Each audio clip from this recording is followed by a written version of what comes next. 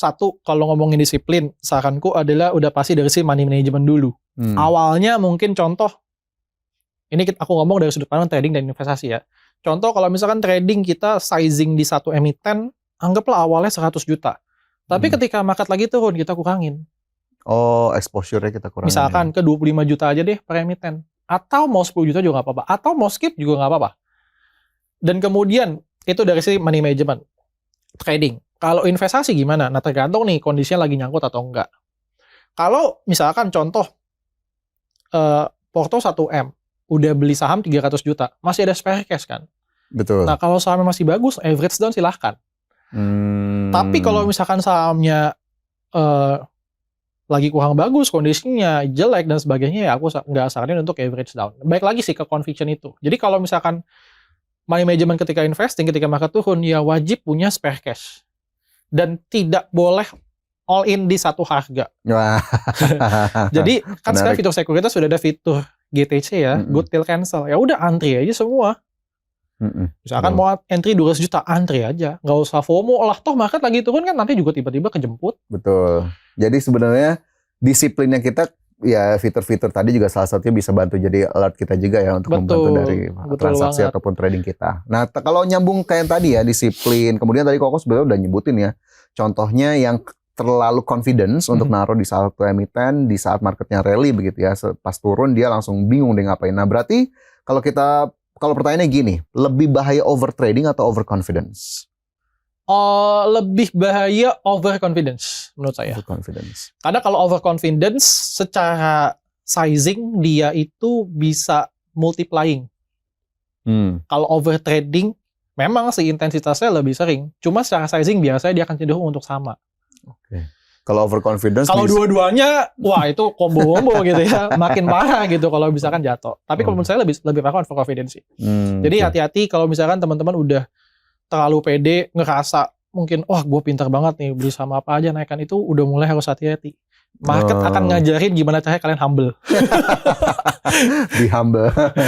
Oke, kemudian kalau ngomongin konsep trading lah salah satunya, kan kemudian lagi viral nih konsep beli sore jual pagi ala Koko Cuan lagi. Boleh nggak sih dijelasin lagi kok, gimana sih maksudnya itu? Jadi konsep beli sore jual pagi adalah suatu teknik trading atau cara trading di mana kita beli sahamnya di sore hari, kemudian kita jualnya di pagi, alias kita nginepnya sehari. Belinya di jam berapa? Biasa saya lakukan pembelian itu di jam 15.50. Wow. Ketika pre-closing market.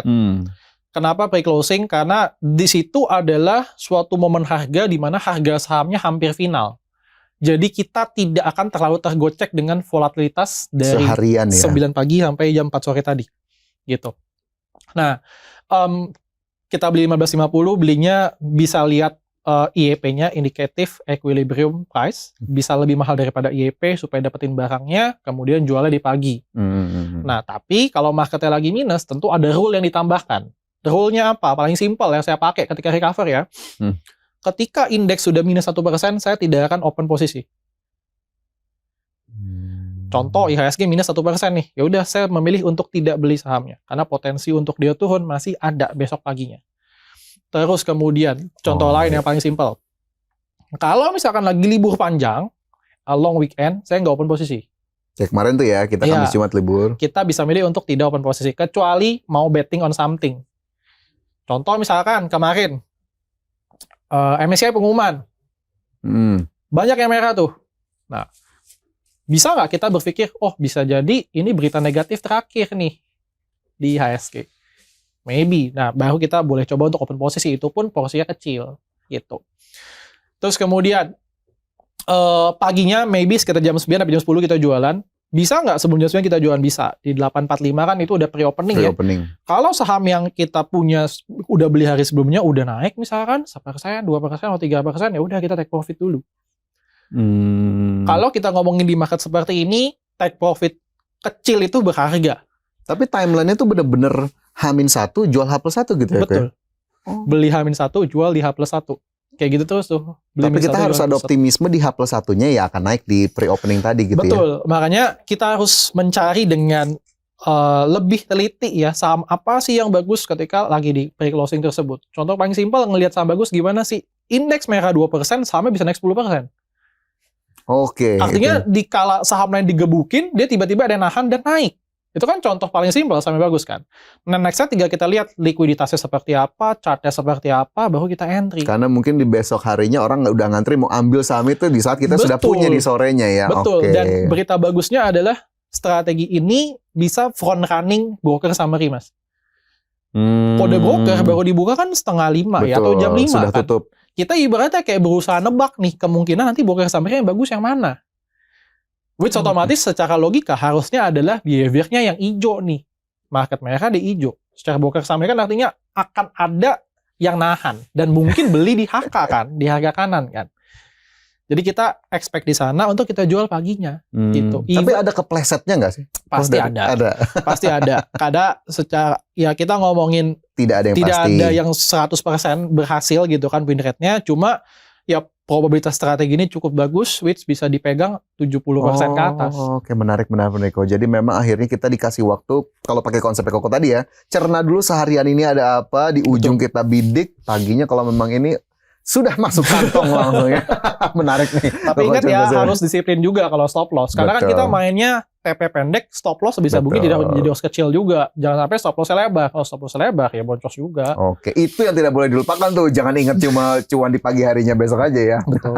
Oke, kalau kondisi market lagi kayak gini kok, tips mengatur emosi nih gimana nih kok?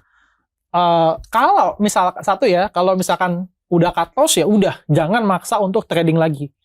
Karena market lagi negatif. Kemudian yang kedua, ya liburan juga nggak masalah sih. Stop trading dulu juga nggak masalah sih. Toh market besok masih buka, besok masih buka, besok masih terpanjang buka. Terpanjang kok pernah libur gitu berapa hari kok nggak trading dulu? Maybe sekitar seminggu ya. Seminggu. Waktu itu pas habis MSCI, market waktu pas MSCI itu kan nggak loss awalnya. Terus udah gitu, aku nunggu tuh momen di mana saham-saham yang ARB buka gembok. Trading, scalping lah di sana. Terus setelah itu udah selesai liburan dulu. Oke.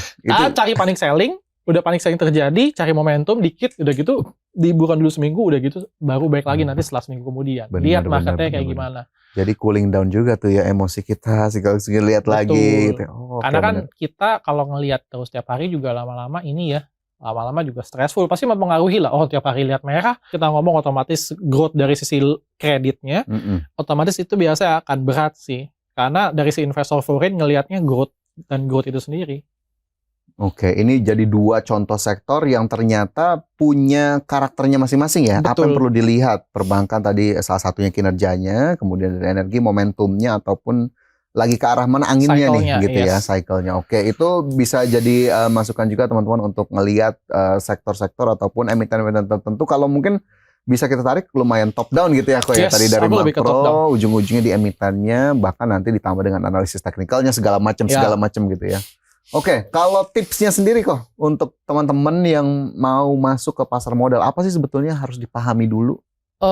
Yang harus dipahami yang paling utama adalah pasar modal itu, ini misalnya ya orang baru masuk ke saham, biasanya dia baru masuk itu ketika market lagi rally gila-gilaan.